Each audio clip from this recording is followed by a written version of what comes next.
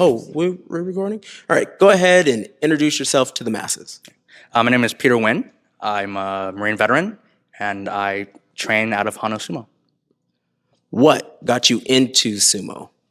The show Sanctuary on Netflix. That I think a lot of us younger guys got into that, and I just realized at first I thought sumo was like just big guys fighting, but watching the show made me realize it's more brutal than that. There's more like it's more nuanced things about it. So I kind of went down the rabbit hole and just went obsessed with the whole professional aspect of it and all the cultural stuff about it. And then I learned that San Diego has a sumo training ring, so tried to give it a shot. How did you find us at Honu Sumo? I Googled it. So I Googled it. I was already watching sumo for like 2 months at that point. I was like, is there a sumo place out here? So I just Googled it, and you guys popped up. Google, thank you. So talking about Sanctuary and that being a professional sumo like vessel, right? Who is your favorite sumo wrestler, professional sumo wrestler? Hakuto Fuji, he is my favorite. That guy literally has a bump on his forehead from constantly clashing, and you can tell that he really loves sumo, and he puts his all into it, to putting his physical face at risk for it, and just his aggressive fighting style. That he's my favorite for sure, 100%.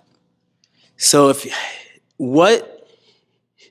not this basho, the last basho, he was he was the boogeyman. He was a boogeyman. Can you talk about how you felt in that last basho? I want to say that was not the Kyushu basho, it was the... It'll be the November. Yeah, the November basho. I mean, it was kind of like an uphill battle for him. I don't think he did that great, so it was hard. It was a hard watch for sure. Watching him how to start off with all these higher up fighters and just constantly getting pushed down over and over and over again. It was a little disappointing. I'm not gonna lie to you. Right. Watching that boss show. So unfortunately, I had to kind of root for some other guys except for Hakuto Fuji, and I think he lost rank because of. Yeah, he went down. He went down. Who is your second favorite professional sumo wrestler? Oh, that's hard. That's hard. Yeah. Let me just go with Tommy Fuji for now, because he's just killing it right now. And you can't help but just root for this guy. He's young, passionate, always has that cutesy smile on his face. It's amazing. His nickname, the Atomic Bomb, is appropriate because he is just wrecking people. Yeah. And I felt like it came from nowhere. It obviously didn't, but it feels like it did. Yeah, right? he didn't get as much press as Haku Oho when he made it. So I definitely wasn't paying attention to this young man until he started just pushing through the whole tournament. So. All right. Who is your favorite amateur sumo wrestler? Not really into amateur sumo sumo wrestling. I'm sorry, but I would say you, JJ. I watch you all the time. I see you on your tournaments. So yeah. You might be the first person to say that in quite some time. You guys see that I am someone's favorite. That's cool. That's awesome. I'm about to melt and disappear, and I appreciate that. So your best friend is doing sumo now. Yes. Can you talk about what it feels like to be able to do sumo wrestling with your best friend? And your best friend is a female, so that's what makes it even cooler, because that in Japan you kind of can't get that, right? Not really. Yeah. But here, since we're integrated, we have this blend, right? I can do sumo with my wife. Right. You could do sumo with your best friend. This is really cool. Can you talk about what that's like? Absolutely, yeah. So I met my best friend in the Marine Corps, so we have that camaraderie from the service. And so be able to transition that into the civilian side and applying that in sumo, that means the world to me. And at first she just kind of went for support, I'll do it for you, But that it transitioned to I kind of like it. I enjoy it, and this might get me girls because that's all what she cares about. And she's putting in the work, and now she signed up for the tournament before I even did. So it definitely means a lot to have your best friend, your friend from the service who went through everything with you, to say, hey, I like what you're doing. I want to do it with you, and I might surpass you. So it's a great feeling. As a person that the female in my life, my wife, she has surpassed me in sumo, right? Like when my first tournament, I lost every match except for one. She got second place. When I kind of made that up, I ended up doing some stuff, but then she ends up going out to the World Sumo Championship where I wasn't even invited. She got third place, which puts her into this category that's so high that I'm just like trying to catch up, which it feels awesome to do that, right? It's awesome. So I think that our journeys are similar. There might be a gap in between, but like our journeys are similar, which is kind of cool. So where do you see yourself in sumo?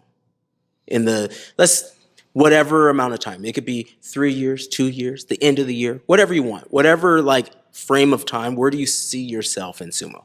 I definitely see myself continuing to learn and apply myself in this sport.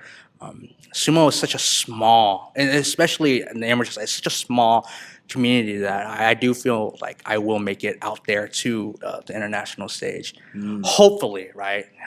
We got a lot of talented young guys out there and girls who are just hard to beat, but because of the size and because of my commitment, I feel like I will make it up there. That's kind of the thing. It's all about commitment in this art, right? Like, yeah, it'd be one thing if there was like NFL, 1% of 1% athletes doing it, but like ultimately it is the people that are more passionate. And some people have shown up and they've done a tournament and I'm like, oh man, if they keep going, this is gonna like push them to a different level, and then they dip out. Right. And every so often it's like you'll see someone, and one of the guys that I think about a lot is like Gabe Eunuch. Gabe Eunuch, he's a lightweight. He's been doing sumo for almost forever, right?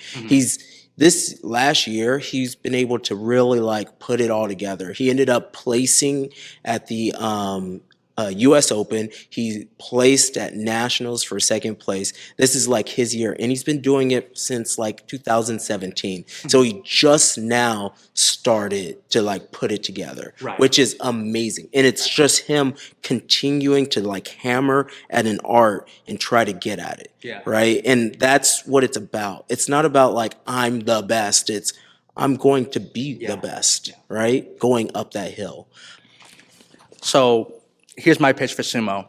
I came into the sport not knowing anything except watching it maybe, but it's a welcoming sport. It's one of those sports that allows everyone and anyone to go in and try out this amazing and ancient sport. And one of the things that I like about it is that, honestly, your physical caliber almost doesn't matter.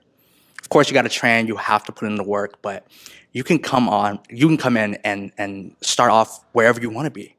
I came in with the weakest legs, and I'm going through it, and I'm learning, and I'm applying myself, and I'm doing fairly decent. I could see myself winning a match eventually, but I think that yes, but I think that sumo, it emphasizes the limit of what a human can do without the outright brutality of other sports like MMA, boxing, etc. And it's a split-second sport. All you really have to do is put in everything in those 3 seconds, and that's it. Take the breather, adjust yourself, apply the tactics afterwards. And that's why I think everyone should try this sport. Everyone should at least give this sport a shot. It's not just big men in diapers. There's a lot more that goes into it. Awesome. Heck yeah, my dude. Bring it in.